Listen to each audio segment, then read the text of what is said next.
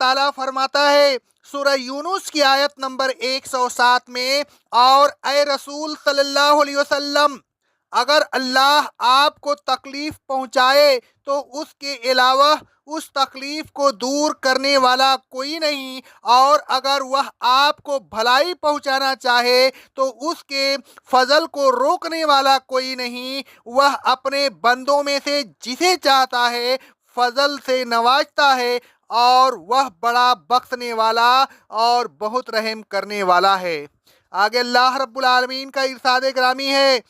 अल्लाह तबारक व ताला फरमाता है सूरह अन-नहल की आयत नंबर 53 और 54 में, और ऐ लोगों, जो नेमतें तुम्हें हासिल हैं सब अल्लाह की तरफ से हैं, और जब तुम्हें कोई तकलीफ पहुंचती है तो उसी से फरियाद करते हो, फिर जब वह तुमसे उस तकलीफ को दूर कर देता है तो तुम में से बहुत से लोग अपने रब के साथ शिर्क करने लगते हैं। आयाते ज़ेर तफसीर से मालूम होता है कि मुशरिकीन का यह सेवा था कि जब किसी सख्त मुसीबत में घिर जाते तो अल्लाह तबारक व ताला ही को पुकारते थे, मुसीबत चली जाती तो फिर दूसरों को पुकारने लगते। एक और जगह अल्लाह तबारक व ताला फरमाता है सूरह बनी इसराइल की आयत नंबर 67 में,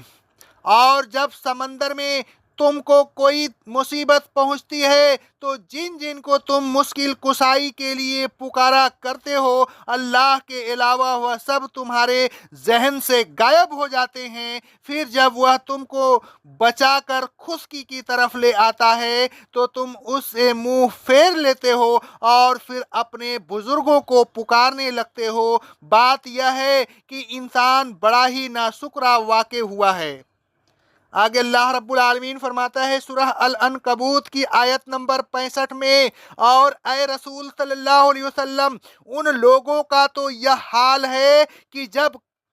कश्ती में सवार होते हैं तो दीन को खालिस अल्लाह के लिए मानते हुए सिर्फ अल्लाह तबारक व ताला को पुकारते हैं। फिर जब वह उन्हें निजात देकर खुशकी पर पहुंचा देता है तो वह फिर शिर्क करने लगते हैं। आगे अल्लाह रब्बुल आलमीन फरमाता है सूरह अर्रूम की आयत नंबर 33 में, और ए रसूल सल्लल्लाहु अलैहि वसल्लम, जब लोगों को कोई नुकसान पहुंचता है तो वह अपने रब की तरफ रुजू करके उसी को पुकारते हैं। फिर जब वह उनको अपनी रहमत का मजा चखाता है तो उनमें से एक बड़ी जमात के लोग अपने रब के साथ शिर्क करने लगते हैं।